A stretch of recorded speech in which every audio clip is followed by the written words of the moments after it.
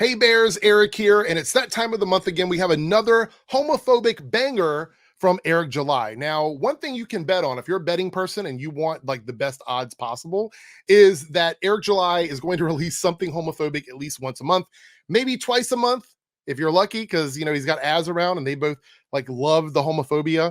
But yeah, this video is really weird to me. He dedicated a whole 3 minutes to being bigoted towards gay people, being homophobic, and this time it's an even more unique situation because the person in the video, he doesn't even know if the person's gay, so he's prejudging the person, he's being prejudiced towards the person, and then being homophobic as well, all over an IP that obviously Eric July loves so much. He talks about it all the time, which is Indiana Jones. So he feels very much attached to Indiana Jones. He loves it so much that he decides, I just need to be homophobic, and put it in a 3-minute clip from my live stream. I guess it's from one of his live streams.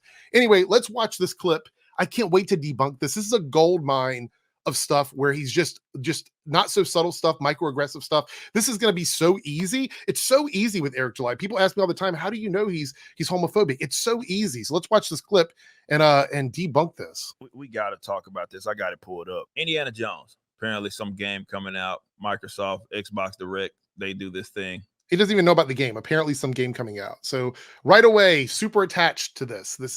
He's near and dear to his heart. I'm just going to press play. Let's watch. And then you guys tell me if this is going to get you guys enthusiastic. Let's listen in. We have the opportunity to tell a new Indiana Jones story for a modern gaming audience. Our game is all about putting you in Indy's shoes. Okay. Let's backtrack just a little bit. So, by the way, get ready. Trigger warning. This is all downhill from here. 26 seconds into the video. Oh, Edward Curtis Sylvester is the senior narrative designer. And this is look, you guys can go watch it. Go watch it in context, right? Okay. I'm telling you to go do that. So here's the thing. He stopped it after like 1.5 sentences. The guy got one sentence out and then half of another sentence.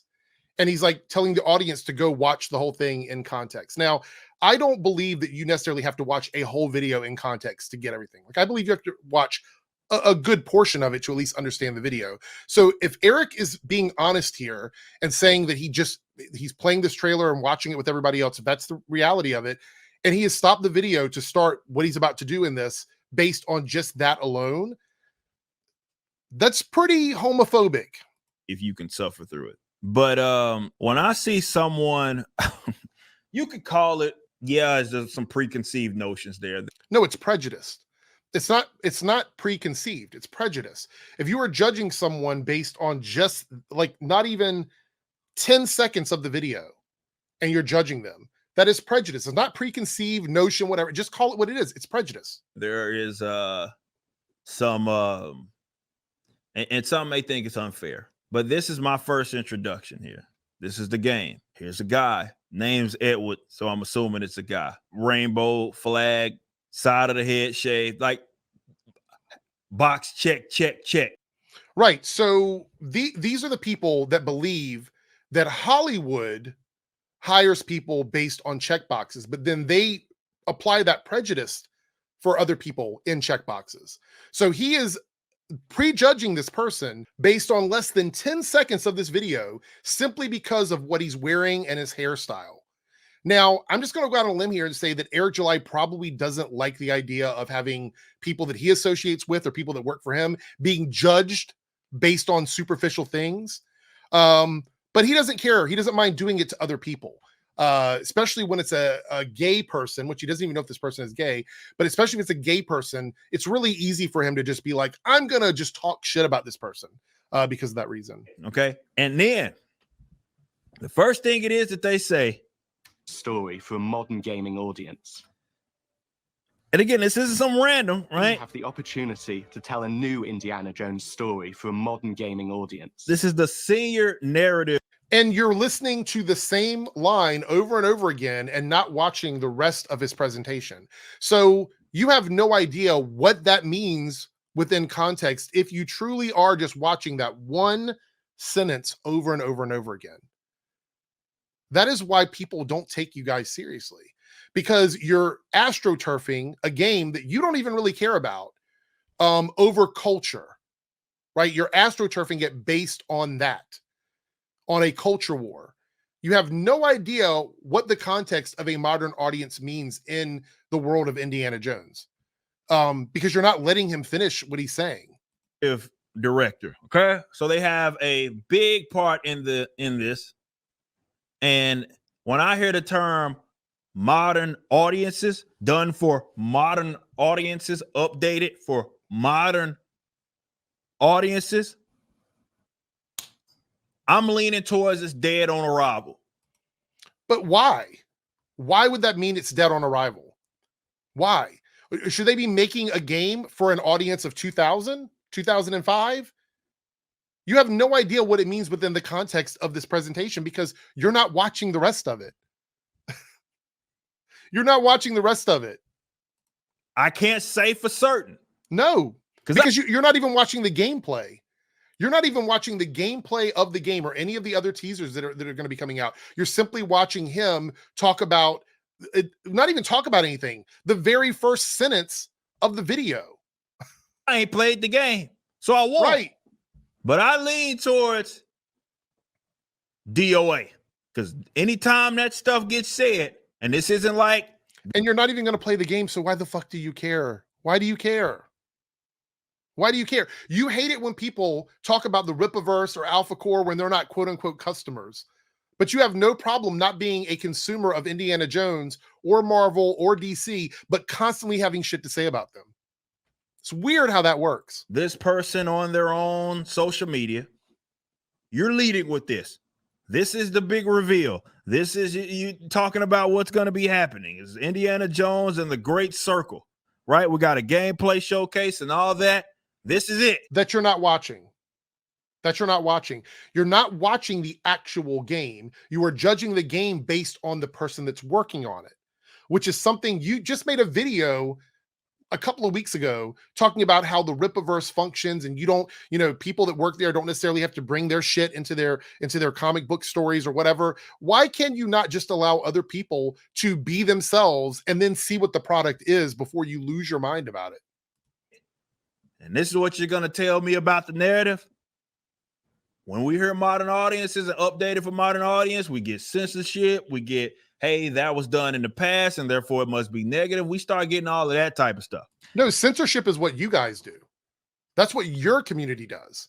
You don't want gay people in TV shows or movies. You don't want gay flags, trans people in anything. You don't want women in lead roles. You don't want women directing anything. You don't want all these. You want everything gate kept. You want everything censored. That is your community. There's plenty of media out there with straight people in it because guess what? Straight people are the vast majority of the world.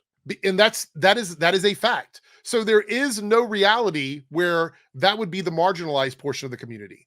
So you get mad about small things like this, like a person who you perceive to be gay working on a game, not even watching the gameplay, not paying any attention to any of that stuff, just the one sentence that he said. And you are literally creating a narrative around that one sentence. This entire clip, this 3-minute clip, is a narrative built around that one sentence that you have created. It's not what he said, it's what you have created. I'm just saying, I want to be fair because, like I said, it's not like I've played it. And I'm telling you to go watch the full 13 minutes of the reveal. Why not? Why don't you watch the full 13 minutes instead of going on this tirade about it? Why not? Why don't you watch the whole thing, or at least over half of it? Give me 60% of it. So you'll know what you're talking about, because as all I can tell from this video, this 3-minute clip, is that you watched one sentence and you lost your fucking mind and had to go off on it. I'm not saying that, hey, maybe he meant something else. I'm just saying this is what I was introduced. So you're reading his mind. You are officially mind reading him, assuming what he meant by that. So you are prejudging him. You're being prejudiced towards him because he has a shaved one side of his head and a rainbow shirt, and he said modern audience. So already you're like, I'm going to go ahead and just assume a bunch of stuff about him without even giving him an opportunity to show off the product. The guy that's telling the story, she's got shaved head, gay as shit. You don't know if he's gay. You don't know if he's gay. So someone can be a supporter of something and not be that thing. He could be wearing a rainbow shirt because maybe someone in his life is gay. Maybe he cares about gay people. You have no idea about that person. And this is the other issue. You, Eric, have said that you don't care about someone being non-binary or gay or whatever, blah, blah, blah. But then here you are holding that against him when nowhere in that sentence did he say anything about being gay. I wear shirts for a lot of causes for things that I believe in. I could be wearing a shirt that is pro-women. I'm not a woman, but I could wear a shirt that's pro-women if I want. So assuming that he's gay because he has a rainbow shirt is homophobic. You are not only prejudging him, but you're also assuming that he is gay and then assuming that is a negative. That is textbook homophobia. Rainbow stuff, which why what does this have to do with gaming? Who knows, right? It doesn't have to do with gaming. It doesn't have to. Do you wear t-shirts and hats that line up with what you're talking about in your videos? I guess not, because here you're talking about Indiana Jones and you're wearing an Alpha Core shirt. So I could say, what does Alpha Core have to do with Indiana Jones? Absolutely nothing. Because whatever you're wearing doesn't have fuck all to do with what you're talking about, unless you are actively making something where the promotion is the merchandise that you're wearing. Other than that, wear whatever the fuck you want to wear. Right? And you're selling me on this product. And you're saying that you're writing something for modern audiences, and any other time we hear that, it's DOA. So is it DOA? I cannot affirm. But you're astroturfing it. You are astroturfing it. The other thing here, and I want to be very clear on this, the title of this video is Indiana Jones DOA? And typically, and this is a little, maybe it's not a big secret, but we all do it on YouTube. When you put a question mark at the end of something, it is to create this response from the viewer to like either have their bias confirmed or have their bias questioned, right? Typically, a question mark at the end of something means the answer is no. Typically, when it comes to YouTube videos, I know I'm opening the door for everybody out there to peek in, but usually it means no, or it is an astroturfing of something. That's typically the way it works, and that's how those titles pull people in. But then he says weird narrative director. Now, something about Eric July that's quite interesting, and we're done with the video, but something about Eric July that's quite interesting is I've said for years now that when he uses the term weirdos or weird, it is the stand-in for a slur that he wants to say. I truly believe that. I still stand by that. Because in this video, there's nothing weird about the director. The director is just on camera talking about this project that he's working on. So once you establish that, what does weird mean at that point?